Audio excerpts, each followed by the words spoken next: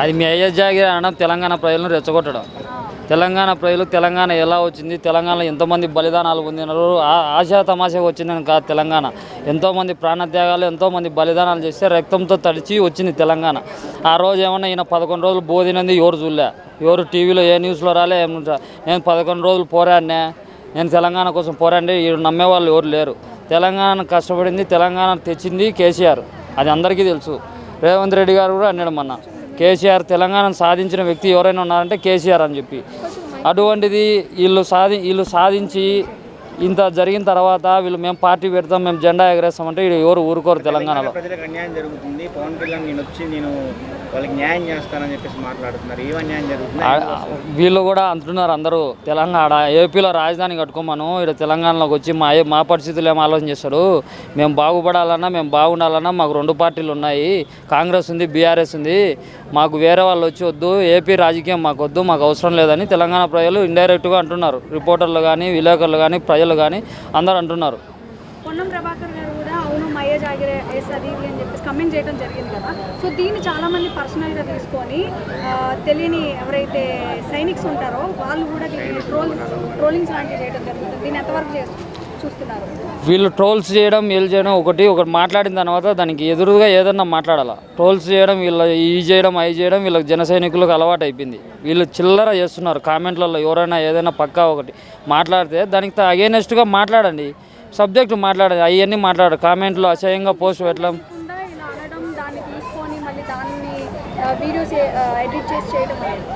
వాళ్ళంతే వాళ్ళ పని అంతా. కామెంట్లలో మీరు చూసి ఎంత దారుణం అంటే, ఎవరైనా మాట్లాడితే ఒక మహిళలు కానీ ఎవరైనా కానీ కనీసం అంటే వాళ్ళు ఏమనుకుంటారు, వాళ్ళు బాధపడతారు అనేది కూడా లేకుండా కామెంట్ బాక్స్లలో ఇష్టానుసారంగా పెట్టడం, ఇవన్నీ అలవాటు అయిపోయింది. ఈ పచ్చ మీడియాకు, వీళ్ళ జనసేన వాళ్ళకు, వీళ్ళకు బాగా అలవాటు అయిపోయింది ఇదంతా.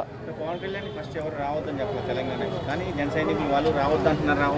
ఎవరు రావద్దన్నారు పవన్ కళ్యాణ్? నా ప్రజాస్వామ్యంలో పోటీ చేయొచ్చు. 2023లో కుక్కట్పల్లిలో పోటీ చేసినాడు, ఎవరన్నా వద్దనేరా? ఏమన్నా ఆయనకు అడ్డు పోయినారా? వీళ్ళు ఇప్పుడు వచ్చి తెలంగాణ ఆవిర్భావ దినోత్సవం రోజు, నవనిర్మాణ రోజు నువ్వు వచ్చి నేను తెలంగాణలో జెండా ఎగరేస్తానంటే ఏంటికి ఎగరేయాలి నువ్వు? ఎవరు నువ్వు? ఎప్పుడు ఏ పార్టీ నీది? ఏం కదా? ఎప్పుడు వచ్చింది? ఎప్పుడో తెలంగాణలో ఉండే ప్రజలు పార్టీ తెచ్చుకునింది బీఆర్ఎస్ పార్టీ, టీఆర్ఎస్ పార్టీ, వీళ్ళే తెచ్చుకున్నారు. వీళ్ళకే హక్కు ఉంటుంది నవనిర్మాణమైనా ఏదైనా. నువ్వు వచ్చి నేను పార్టీ జెండా ఎగరేస్తా అంటే ఎవరు ఊరుకుంటారు? వీళ్ళంతా ప్లానింగ్. ఆడ 3 కూటమి కలిసి వచ్చింది కదా, ఈడ కూడా 3 పార్టీలు కలిసి ఉండాలనేది బీజేపీ చేస్తున్న ప్లానింగు, వ్యూహ రచనలు. ఇవన్నీ అందరూ తెలుసుకుంటున్నారు ప్రజలు కూడా.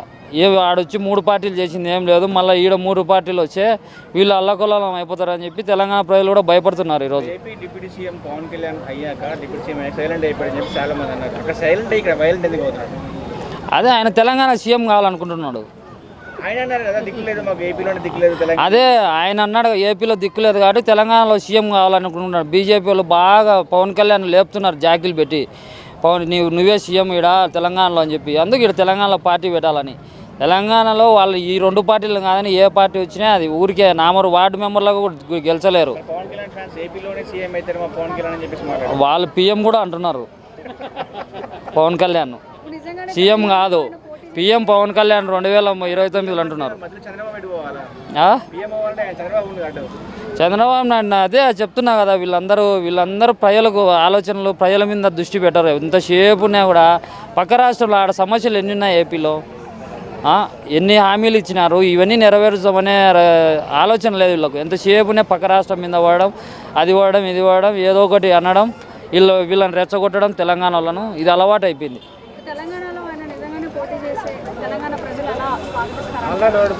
ఆల్రెడీ తెలంగాణలో 12 ఏళ్ళ నుంచి ఏపీలో వాళ్ళని అందరినీ బాగా చూసుకుంటున్నారు. అందరికీ ఏ లోటు లేదు. వాళ్ళు వస్తున్నారు, అందరు వ్యాపారాలు ఇక్కడే ఉన్నాయి, అందరు ఉన్నారు. వీళ్ళ వల్ల ఏమవుతుందంటే, వీళ్ళ తెలంగాణ ప్రజలను రెచ్చగొడితే ఆంధ్ర వాళ్ళకి ఇబ్బంది అవుతుంది. ఇక్కడ ఉండే వాళ్ళకు వాళ్ళు రెచ్చగొట్టడం మానుకుంటే ఇక్కడ ఉన్న ఏపీ ప్రజలన్నా ప్రశాంతంగా బతుకుతారు. ఇంతవరకు ఏ సమస్య రానిలేదు, ఏపీ ప్రజలకు జోలికి ఎవరు రాలేదు. ఇలా వీళ్ళని రెచ్చగొట్టడం, పార్టీ పెట్టడం అంటే ఒకవేళ వీళ్ళు ఏపీ వాళ్ళందరూ ఎందుకు అని చెప్పి అంటే ఏ పరిస్థితి ఏంది, ఎక్కడ వాళ్ళ ఏపీ అంతా? తెలంగాణ వాళ్ళే రెచ్చగొడుతున్నారు పవన్ కళ్యాణ్ని, జనసేన పార్టీ తెలంగాణ వాళ్ళే రావద్దు అంటూ రెచ్చగొడుతున్నారు అని చెప్పేసి మాట్లాడుతున్నారు. నిజమేనా? ఎందుకు సార్ నా పార్టీ పెడితే ఎందుకు ఊరుకుంటారు తెలంగాణ వాళ్ళు? ఎందుకు? అసలు ఎవరు నువ్వు? తెలంగాణలో పార్టీ పెట్టే హక్కు ఏముంది నీకు? అక్కడ ఉన్న ప్రజల సమస్యలు తీర్చు, వచ్చి పోటీ చేయి. నేను ఎవరు వద్దనిలే, ఎమ్మెల్యేలుగా పోటీ చేస్తావా, నీ సర్పంచులుగా పోటీ చేసుకుంటారు, పోటీ చేయండి. వాళ్ళేం వద్దనిలే కదా, నేనేం అడ్డుపడలేదు కదా. 2023లో నువ్వు కుక్కట్పల్లిలో పోటీ చేసినావు, ఎవరు అడ్డుపడినారు? పోటీ చేయొచ్చు, ఎవరు ఆపరు. నెక్స్ట్ ఎలక్షన్లో జనసేన పోటీ చేస్తారంట, ఎన్ని సీట్లు గెలవచ్చు అంటారు ఎక్కడ? తెలంగాణలో? తెలంగాణలో అయితే ఒక్క సీటు కూడా రావు. ఎందుకు? ఫ్యాన్స్ ఉన్నారు కదా. ఫ్యాన్స్ ఉంటే ఏముంది, మా ఏపీలో ఉన్నారు కదా ఫ్యాన్స్, లేరా? ఆడి బూత్ ఏపీలో ఉన్న జనసేన ఫ్యాన్సే పవన్ కళ్యాణ్ సినిమా చూసేవాళ్ళే బూత్ దగ్గర వేరికి ఫ్యాన్కి నొక్కుతారు ఓటు. ఎందుకట్లా? అది అభిమానం, జగన్ మీద ఉండే అభిమానం. సినిమాల పరంగా వాళ్ళని అభిమానిస్తారు. మెగా ఫ్యామిలీ అంటే సినిమాల పరంగా ఎంతోమంది అభిమానించే వాళ్ళు చాలామంది ఉన్నారు. ఊరికి వీళ్ళందరూ రెచ్చగొట్టి దూరం చేస్తున్నారు, అభిమానులను దూరం చేసుకుంటున్నారు.